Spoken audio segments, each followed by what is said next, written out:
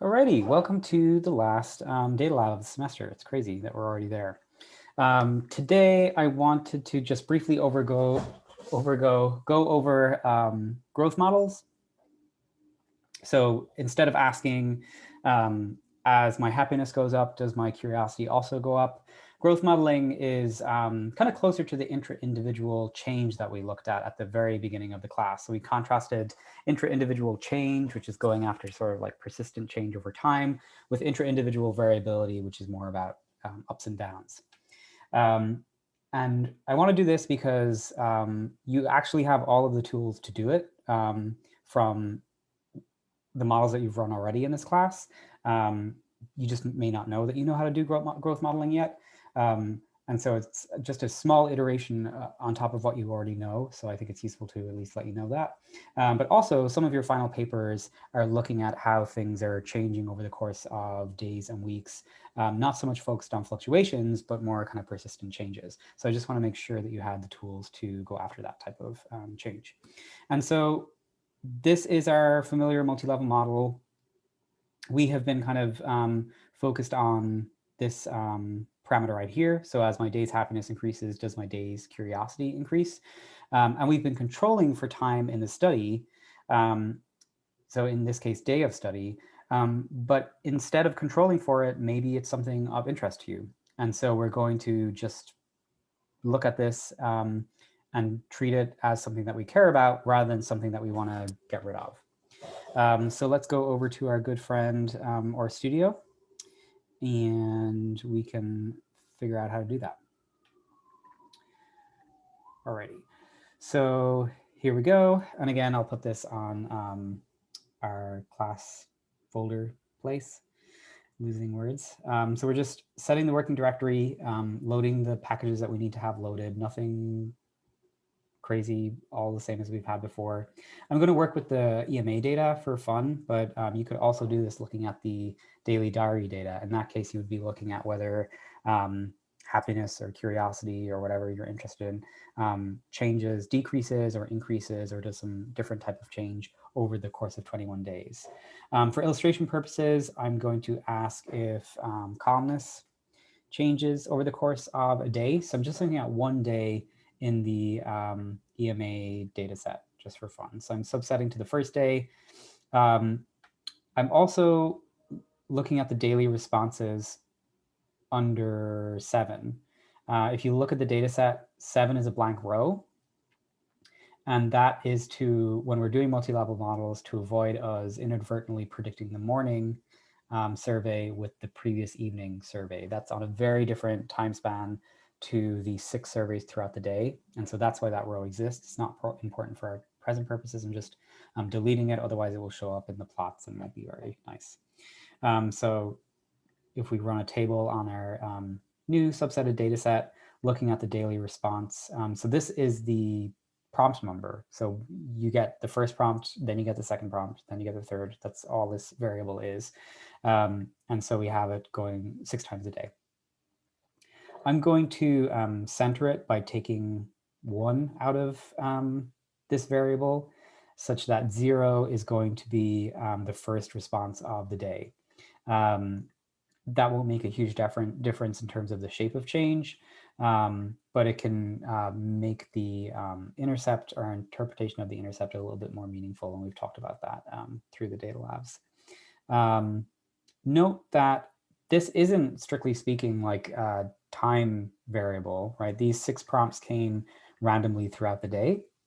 So these are this is like a discrete time that sort of maps onto certain times during the day. Like the first prompt is usually around 8 a.m. The second is usually around 11 a.m. But there is some randomness there.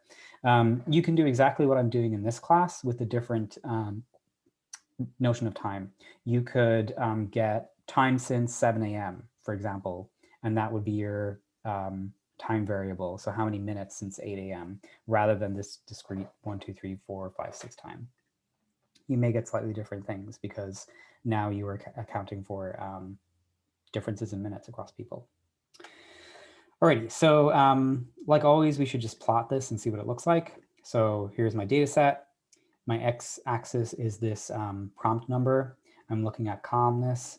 You can look at whatever you are interested in. Maybe tiredness might show more time of day effects. I imagine you would be not very tired in the morning and then pretty tired later on, but I don't know. And then we're just indicating that our ID variable is that. And we're going to plot it. And so when you look at it, it doesn't really look like a growth curve model is going to help us out a whole lot, right? Like if I was going to draw a line through this plot, I'd probably just draw a straight line across and take the mean of each person's 6 or 5, yeah, 6 responses. But you might have other variables that like change linearly throughout the day. And that's where the kind of strength of growth modeling comes in. But we have chosen calmness, so we're going to go forward and see what happens.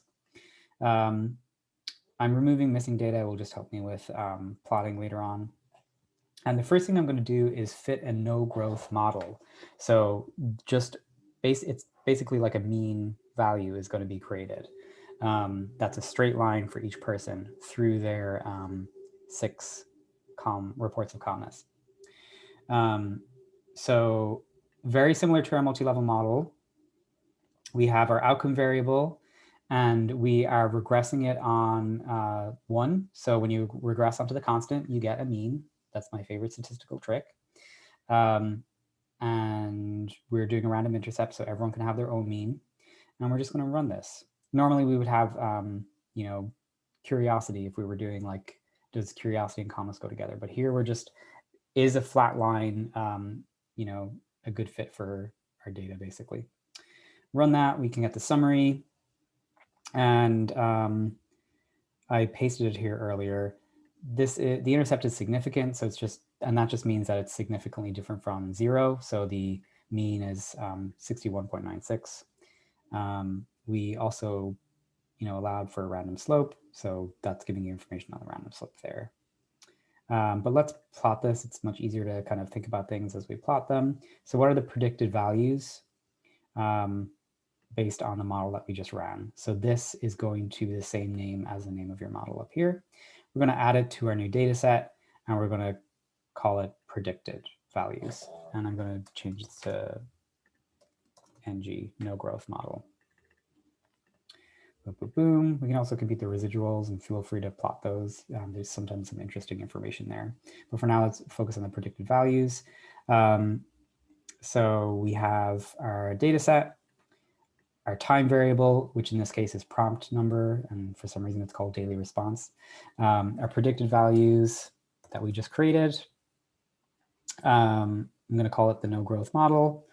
And our predicted comma is on the y-axis. I'm also putting a horizontal line across for the prototypical person that's been estimated from our model. And so I'm just creating a horizontal line, so that's the GOMH line, and the intercept is 61.97, and I got that number from the intercept here. I'm going to make it a red line so it stands out relative to the black lines that we're going to see. Whoops. I made a typo.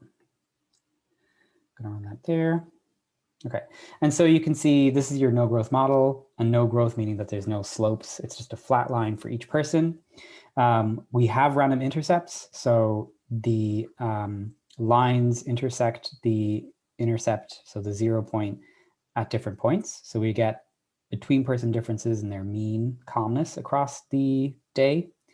And then you have the prototypical person's line in the center in that red line. Cool.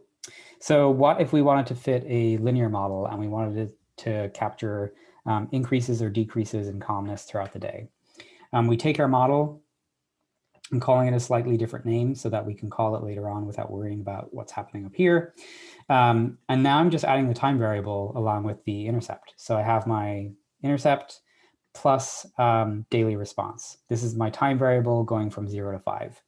Right now, I'm just going with a random intercept, so I haven't made a random slope for my time variable yet. So people will start in different places in terms of their intercept, but now they're all going to go up or down by the same amount. So when we run that, and I have it down here, there's no significant linear growth in calmness throughout the day. So you wouldn't go with this model, but for kicks, we're going to plot it.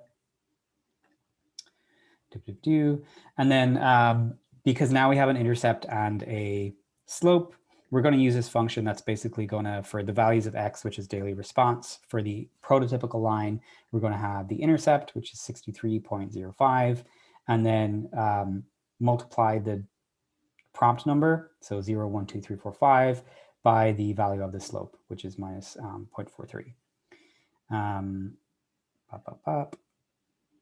Okay, and so our plot for looking at the predicted thing is pretty much the same, except now we're pulling this down here. And we're switching out the model names, right? So this is the same as up here. And yeah, that's kind of all the changes you're making, really.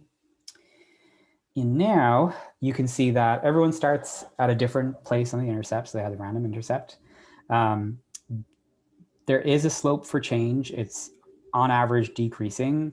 And you can see the prototypical person's in red. Everyone has parallel lines. So we haven't allowed for random slopes in terms of differences, between person differences in the rate of change. And so that's why you have the parallel lines. But you can probably see why that slope wasn't significant. It's like not there. And that's probably not surprising when we look at the raw data, right? There doesn't seem to be any systematic increase or decrease in calmness across the day. Okay, and now we're going to add a random slope just to show you how that we can do that. So the only real difference now is that we have plus daily response as a random slope. Change the name of the models again, just so we're not getting confused. It's not any more or less significant than previously. This is not surprising, but it will make the plot look a little different. So let's just run it. And so now you can see that as well as having these between person differences in where the lines cross the intercept, you also have these between person differences in the slope of change. So this is a prototypical one. It's a decrease, but it's like barely kind of there. And then there are individual differences that deviate in terms of how much they're changing. So how strong or weak the slope is around this prototypical slope. Cool. So that's growth modeling. It's like really not that different to what you've done for multi-level modeling, where you were looking at bivariate associations between variables. But now instead of treating time in the study as something that we don't care about, that we're trying to get rid of because of potential reactivity effects and other things like that we talked about in class, we're treating it as something that we care about. Okay, so typically when you are doing a growth model, you'll do a no growth model, a linear model, and then even if those two are not significant, I would then always do a quadratic growth model, because you can sometimes miss a quadratic curve. In the linear model might not be significant, but you could still get a significant quadratic curve.